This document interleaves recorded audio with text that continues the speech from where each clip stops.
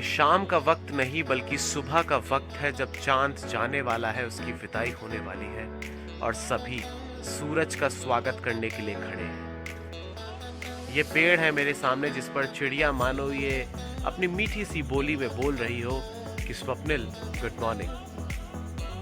सभी को नमस्कार और आप सबका स्वागत है मेरे YouTube चैनल स्वप्निल जंक्शन पर, और मैं आशा करता हूँ कि आप सभी स्वस्थ और सुरक्षित। दोस्तों गुड मॉर्निंग सबसे पहले तो, और आज एक नया व्लॉग बनाने की कोशिश है, ये उम्मीद है। और इसी कड़ी में आज सबसे पहले मैं उठाऊँ सुबह, क्योंकि अगर आपको कुछ पाना है तो आपको कुछ ना कुछ खोना होगा, और नींद एक ऐसी चीज़ है और ऊपर से सर्दी और है, तो यहाँ पर नींद बहुत बड़ा एक बलिदान होता है, लेकिन ये बलिदान मैंने दिया है। लेकिन मुझे बहुत ज़्यादा खुशी है क्योंकि इस समय तकरीबन आप ये मानकर चलिए कि 6:15 का वक्त हो रहा है, और आज मैं आपको लेकर चलना चाहूँगा लोटस टेम्पल, जो कि देश की राजधानी दिल्ली में ही है।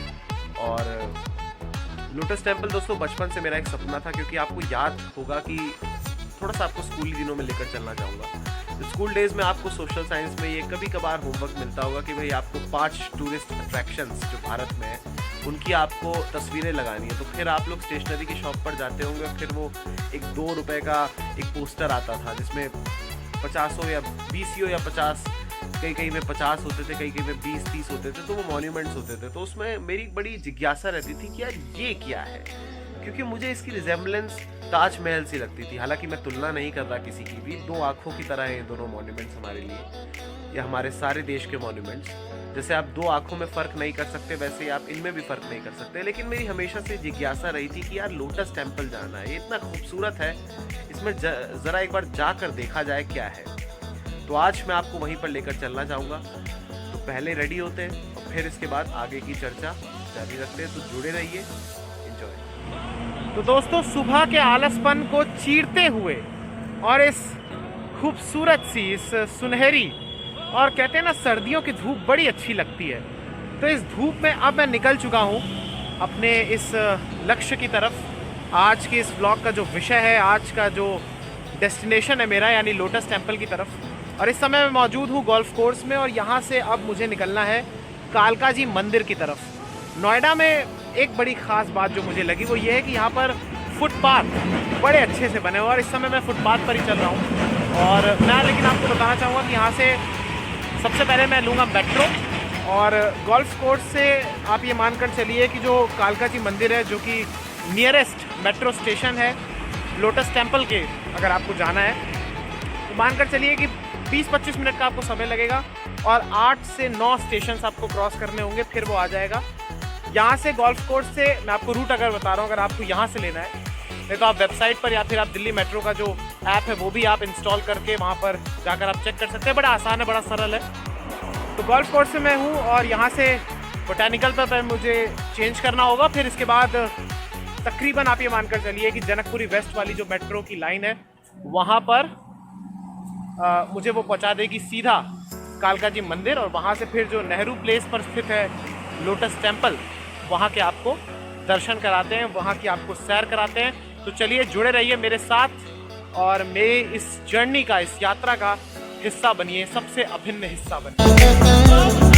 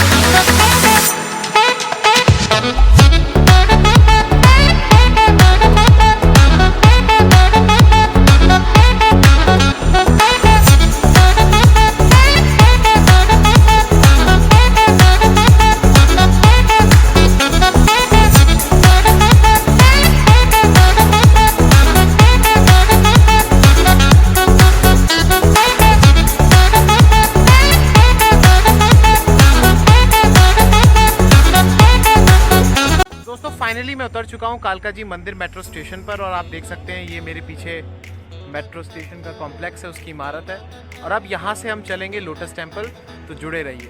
पर है मेट्रो स्टेशन और अब हम इस लाइन पर आ चुके हैं, इस रोड पर अब हम चल रहे हैं और सीधा आपने भी चलना है और फिर देखते हैं कहाँ तक पहुँचते हैं। कुछ ही दूरी पर यहाँ से वॉकिंग डिस्टेंस है, अगर आपको ऑटो लेने का मन करे तो ले लीजिएगा, अन्यथा कोई ज़्यादा दूर नहीं है। तो पहुँचकर फिर मैं आपको और अपडेट्स देता हूँ। तो दोस्तों यहाँ पर मैं आ चुका हूँ और यहाँ पर आने से पहले मैं पहुँचा था माँ कालका के मंदिर, यानी यहाँ पर कालका जी का जो मंदिर है।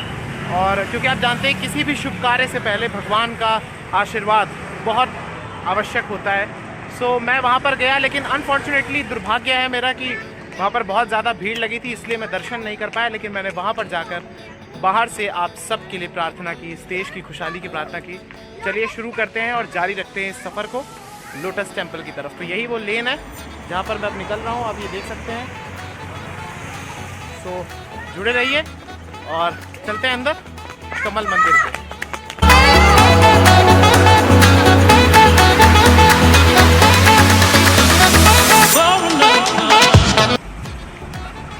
जैसा कि आप देख सकते हैं कि यहाँ पर ये जो रोड है, इसके किनारे पर यहाँ पर स्ट्रीट मार्केट टाइप है, खाने का भी आइटम यहाँ पे मौजूद है।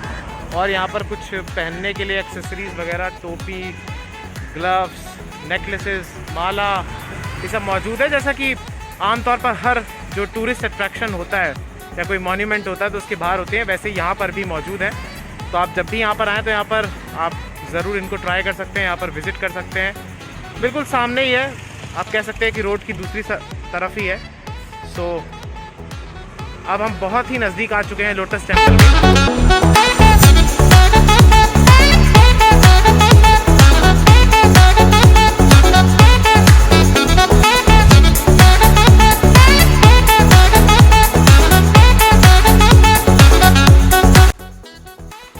हम फाइनली यहाँ पर आ चुके हैं और यहाँ पर चेकिंग भी होती है।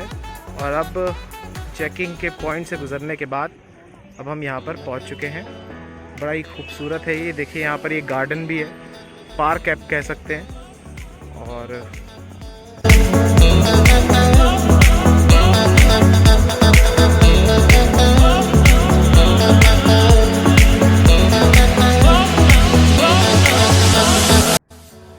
तो दोस्तों फाइनली इस समय मैं मौजूद हूँ लोटस टेम्पल में। लोटस टेम्पल जिसे कमल मंदिर भी कहा जाता है और साथ ही साथ इसे बहाई उपासना केंद्र भी कहा जाता है। इस समय मैं मौजूद हूँ दोस्तों इसके मेन कॉम्प्लेक्स में, जो ये परिसर है। और आप मेरे ठीक पीछे ये खूबसूरत सा लोटस टेम्पल आप देख सकते हैं।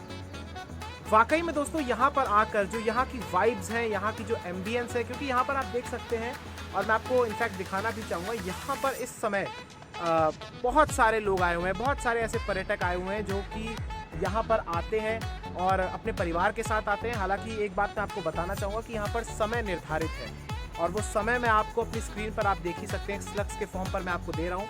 इसी समय काल में आपको यहाँ पर विजिट करना है। और साथ ही साथ आपको एक चीज़ बड़ी ध्यान रखनी है कि यहाँ पर जो फूल लगे हैं या फिर यहाँ पर, क्योंकि बहुत सारे ऐसे मैंने खुद भी देखा जो कुछ लोग गलती से कह लीजिए या फिर फ़ोटो खिंचवाने के लिए वो लोग इसके अंदर प्रवेश कर जाते हैं। तो इसके अंदर प्रवेश नहीं करना है, क्योंकि ये बड़ा ही आप कह सकते हैं बहुत मेहनत लगती है, बहुत परिश्रम लगता है इस पूरे परिसर को मेंटेन करने में। और आपने शुरुआत में विजुअल्स देखे भी होंगे, आपके साथ और भी मैं शेयर कर रहा हूँ। आप अगर यहाँ पर नहीं आए हैं, जो लोग आए हुए हैं वो तो यहाँ के विजुअल्स को देखकर एक प्रकार से बहुत ज़्यादा कहते हैं ना कि अपने आप को सौभाग्यशाली महसूस कर रहे होंगे, एक अलग ही लेवल पर, एक अलग ही वर्ल्ड में वो चले गए होंगे। लेकिन अगर जो लोग नहीं आए, मैं उनके लिए बताना चाहूँगा, यहाँ पर आप कह सकते हैं कि एक एक पत्ता आप कह सकते हैं सही आकार में है, एक एक पौधा यहाँ पर सही आकार में है। प्लस इसके अलावा मैं आपको बताना चाहूँगा कि सीधे तौर पर जो आप ये मेरे पीछे देख रहे हैं, ये लोटस टेम्पल इतना खूबसूरत है ये। और यहाँ पर जो बेसिकली मैं आपको बताना चाहूँगा, बहाई धर्म, बहाई रिलीजन जो है, जो कि ईरान में दरअसल वहाँ से आया, वहाँ से इसकी उत्पत्ति हुई। और जो बहाउल्लाह जी थे वो इस धर्म के संस्थापक थे। और बहाई धर्म की जो बेसिक शिक्षा है, अगर मैं आपको बताऊं तो वो मैं शेयर आपके साथ ज़रूर करूंगा विस्तार से। लेकिन अगर आप यहाँ पर आएँ तो आपको ये दो ब्रोशर्स आप कह सकते हैं, ब्रोशर्स आपको मिलेंगे तब आपको मिलेंगे जब आप मेरे ठीक पीछे मौजूद, यानी आप सीधे तौर पर अगर मैं आपको दिखाऊं तो यहाँ पर बिल्कुल लास्ट में आप देख सकते हैं जो सबसे जो अंतिम छोर है यहाँ का, तो वहाँ पर एक सूचना केंद्र है, यानी वहाँ पर एक इंफॉर्मेशन सेंटर है, म्यूजियम जैसा है। वहाँ पर आप जाएंगे तो वहाँ पर आपको इस बहाई धर्म के बारे में तमाम जानकारियाँ आपको मिलेंगी, और साथ ही साथ वहाँ पर जो गाइड होंगे मौजूद होंगे, वहाँ पर जो तमाम जो सूचनाएं वो देंगे, तो वो आपको वहाँ पर तमाम चीज़ें, वहाँ पर आप कह सकते हैं जैसे म्यूजियम में तमाम चीज़ें होती हैं, वैसी वहाँ पर सारी इन्फॉर्मेशन और सारी चीज़ें वहाँ पर मौजूद हैं। जो पावन किताब है बहाई धर्म की, वो भी वहाँ पर मौजूद है, और बड़े अच्छे से आपको वो लोग समझाएंगे। बिकॉज मैं इस वीडियो के माध्यम से नहीं बता पाऊँगा, ऑब्वियस सी बात है ये, लेकिन आप अगर यहाँ पर आएँ तो आप ज़रूर वहाँ पर विजिट कीजिएगा इन्फॉर्मेशन सेंटर में। आपको बहुत सारी रोचक बातें ज़रूर पता चलेंगी इस धर्म के बारे में, जो इसकी शिक्षाएं हैं उसके बारे में आपको ज्ञान होगा, और प्लस ये आपको ब्रोशर्स मिलेंगे जिसमें आपको पूरा इतिहास इसका मिल जाएगा बहाई धर्म का भी, और साथ ही साथ इस रिलीजन में कह लीजिए, या फिर यहाँ पर जो मैंने कुछ फैक्ट्स जो मैंने पूछे वहाँ पर, क्योंकि अंदर फोटोग्राफी या फिर वीडियोग्राफी अलाउड नहीं है, तो उन्होंने मुझे बताया कि इनका जो बहाई धर्म को फॉलोअर्स जो फॉलो करते हैं उनके लिए एक महीने में 19 दिन होते हैं, जबकि एक साल में 19 महीने होते हैं। प्लस इनके कुछ फेस्टिवल्स भी आते हैं जिसमें 21 अप्रैल का डे बड़ा महत्वपूर्ण होता है, जिसमें ये कहा जाता है कि जो उसमें 21 अप्रैल की जो महत्वता है वो ये है कि जो बहाउल्लाह जी थे, जो इस धर्म के संस्थापक हैं, उन्होंने इस दिन की घोषणा की थी। उसी दिन ये घोषणा की थी कि दरअसल वो डिक्लेयर उन्होंने किया था कि वो ईश्वर हैं और ईश्वर के अग्रदूत हैं, इनफैक्ट तो ईश्वर के अवतार हैं। तो बेसिकली ये उस दिन एक फेस्टिवल मनाया जाता है। ये लोग फास्ट भी रखते हैं, तो वो तमाम जानकारियाँ भी आपको मैं दूंगा। और प्लस एक चीज़ और कि इस धर्म का जो संदेश है, जो मैसेज है, बड़ा वो क्लियर है और बड़ा पवित्र है और बड़ा ही सुंदर मैसेज है जो तमाम धर्म भी देते हैं। वो ये है कि दरअसल इंसान और धर्म एक प्रकार से एकता में रहने चाहिए। ये हम लोगों को यूनाइट करने के लिए है, चाहे रिलीजन हो, चाहे कोई भी ह्यूमन हो, यानी किसी भी धर्म का हो, किसी भी जाति का हो, किसी भी समुदाय, किसी भी रंग भेद, कोई ऐसा भेदभाव नहीं करना है। हम सभी परमात्मा के बच्चे हैं, परमात्मा के सुपुत्र हैं। हम सभी, ये जो बेसिकली इनका यही मैसेज है, जो कि तमाम धर्मों का यही मैसेज है कि भेदभाव नहीं करना है।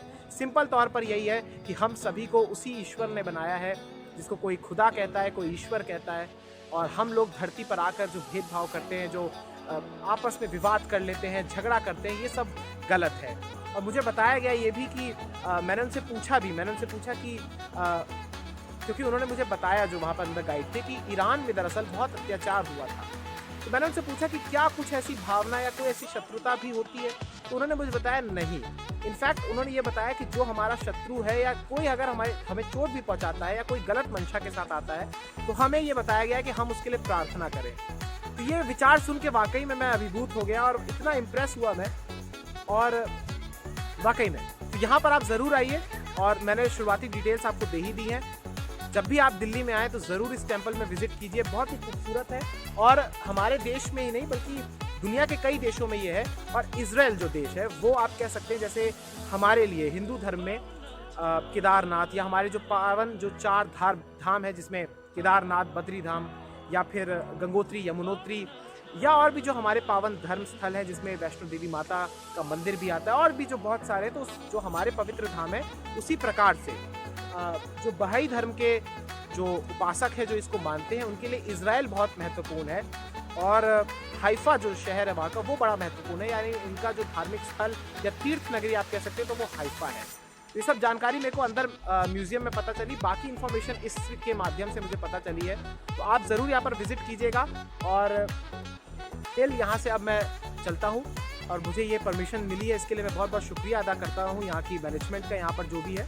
प्लस एक चीज़ मैं और आपको बताना चाहूँगा, बड़ी खूबसूरत बात है कि ये जो पूरा का पूरा परिसर जो मेंटेन किया जाता है, इसमें यही के लोग अपना खुद का पैसा इसमें खर्च करते हैं। यहाँ पर बाहर से कोई भी आप कह सकते हैं कोई अनुदान नहीं लिया जाता, कोई भी अनुग्रह राशि नहीं ली जाती है। सीधे तौर पर इनका कहना है कि यहाँ की मेंटेनेंस हो, यहाँ पर सिक्योरिटी का जो भी कुछ है, उनका ये सीधा पर्पस है या उनका जो सीधा जो सोर्स है वो यही है कि यहीं के लोग आते हैं, इसी धर्म के उपासक हैं और वो यहाँ पर सीधे तौर पर सेवा के लिए आते हैं और यहाँ पर अपने कार्य को अंजाम देते हैं। तो यहाँ से अब मैं आप सबसे विदा लेना चाहूँगा। एक बार फिर से आपको लोटस टेम्पल की झलकी अपने पीछे दिखाना चाहूँगा।